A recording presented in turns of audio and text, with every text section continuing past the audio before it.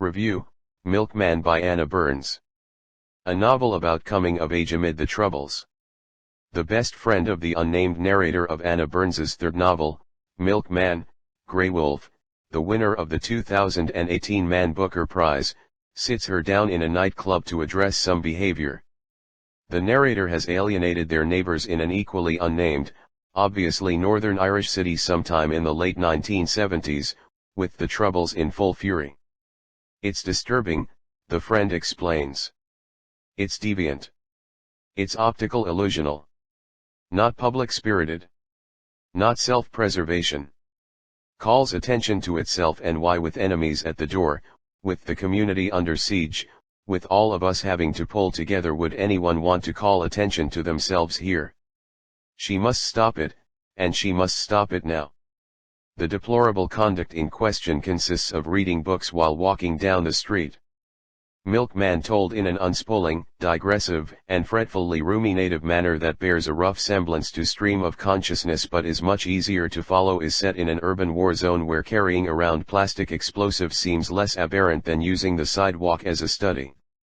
Yet the conflict that most preoccupies this novel flares not between Republicans and Loyalists or between Catholics and Protestants. Burns, who grew up in North Belfast, uses vague aliases like renouncers and the opposite religion to take the edge off the novel's historical specificity, but between the girl and her community. Like so many such insular, embattled enclaves, her area, as she often refers to it, is suffocating and inescapable. The characters go nameless, identified only by their relationships to one another. There's first brother-in-law, a rumor-spreading creep; third sister, who seems to spend most of her time getting sloshed with her girlfriends, maybe boyfriend, with whom the narrator enjoys a wary intimacy; Ma, who is Ma and therefore won't stop nagging her about getting married and producing babies; and the narrator herself, called Middle Sister. Middle Sister's best friend has a point. So complete is our narrator's rejection of her surroundings that she sticks to 18th and 19th century literature. I did not like 20th century books because I did not like the 20th century. You can't really blame her, though. The paramilitary renouncers who effectively run her district have degenerated into quasi-gangs, turning up in Halloween masks and balaclavas to appropriate residents' belongings for the good of the cause and the defense of the area. The police, serving the interests of the country over the water, are even worse. At one point, they slit the throats of the neighborhood dogs. The only time you'd call the police in my area, Middle Sister explains, would be if you were going to shoot them, and naturally they would know this and so wouldn't come. The sick or the injured think twice about going to the hospital, because any involvement with the authorities could lead to being forced to turn informant or just appearing to have been turned, and either way, sooner or later, courtesy of the renouncers, your corpse would be the latest to be found up an entry with the tenor in its hand and the bullets in its head. But what bothers Middle Sister most, what she finds hardest to elude, is the intense nosiness about everybody, which, of course, pre-existed all of that. Everyone's behavior is monitored for lapses in respectability, not just the politically dubious but also certain girls who cannot be tolerated if it was deemed they did not defer to males, did not acknowledge the superiority of males, might even go so far as almost to contradict males. Basically, the female wayward, a species insolent and far too sure of herself. Seething with black humor and adolescent anger at the adult world and its brutal absurdities, Milkman wedges itself too deeply in Middle Sister's psyche to resemble a wandering city novel like Ulysses. Instead, the way that Burns's clauses trace the switchbacking self-consciousness of social life in her community recalls the mental torments that often seize David Foster Wallace's characters. Just as most people here chose not to say what they meant in order to protect themselves, they could also, at certain moments when they knew their mind was being read, learn to present their topmost mental level to those who were reading it whilst in the undergrowth of their consciousness, inform themselves privately of what their true thinking was about.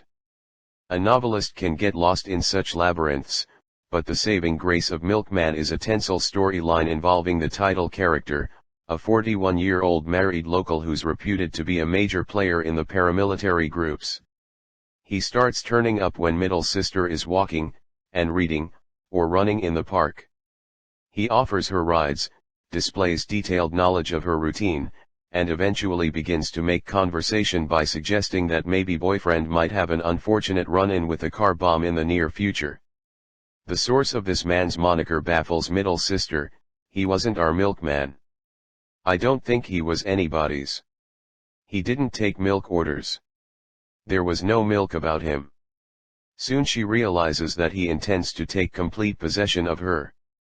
The sinister delicacy of this campaign: the milkman never touches her and rarely looks directly at her during their encounters, weaves through the novel, keeping it from meandering too far off into its narrative byways.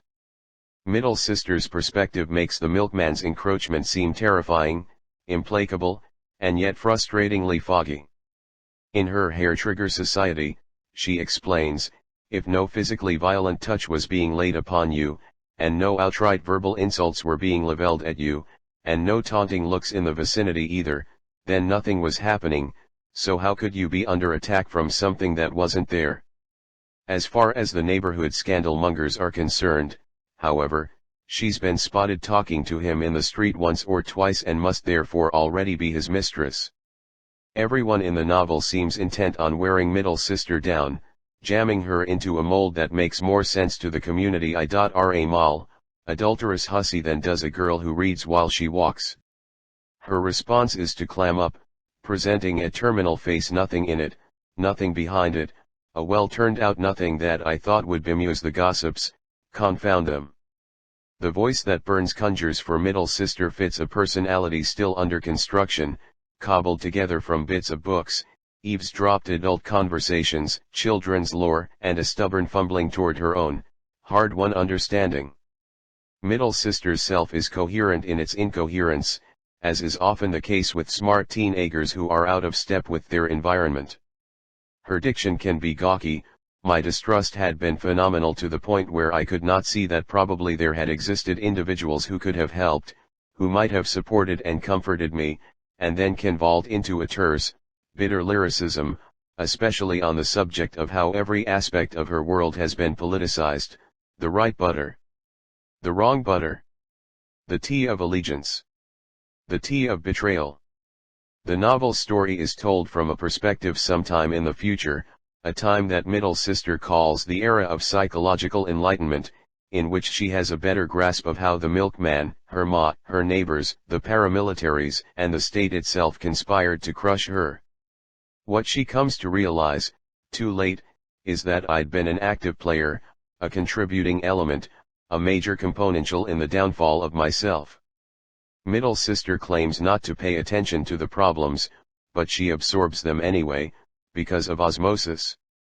Tribalism has supercharged her area's native intrusiveness to the degree that when maybe boyfriend, who buries himself in an infatuation with automobiles, obtains a highly desirable chunk of a Bentley blower race car, his loyalty comes into question for the mere suspicion that he has the part with that flag on it. Burns doesn't belabor the point, but it parallels the scrutiny imposed on the neighborhood's women in general, and on young women in particular. Hers is an entire society subjected to the kind of minute social policing ordinarily reserved for teenage girls. Both regimes conspire to stifle any spark of independent selfhood.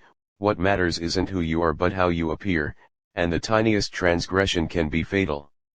Worst of all, the ambient paranoia penetrates even those who are determined to resist it, like middle sister herself. She presents as a familiar figure, the skeptical teenage narrator dismantling the phoniness around her.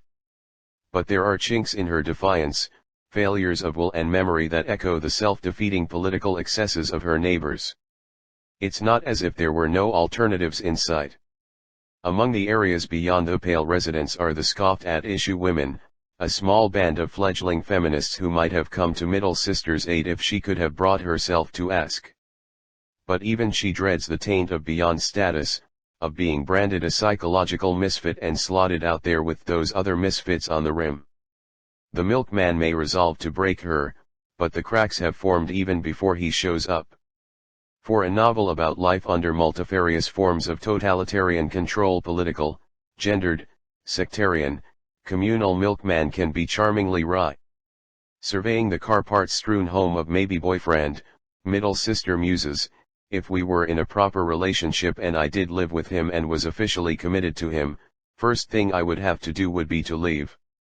Fetching minor characters keep bubbling up, including a brother-in-law who, in parody of a certain strain of Celtic romanticism, expected women to be dowdy, inspirational, even mythical, supernatural figures, a wannabe chef who mutters instructions to an imaginary kitchen assistant, a middle-aged couple who are always taking themselves off unannounced, successfully to compete in ruthless, to-the-death ballroom dancing competitions, and we sisters, a precocious threesome, the youngest of middle sisters' siblings, who attract recruiters from a child genius academy and prattle on about Egyptology and the second law of thermodynamics.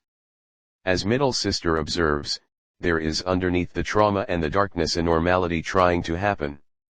It just needs someone willing to fight for it.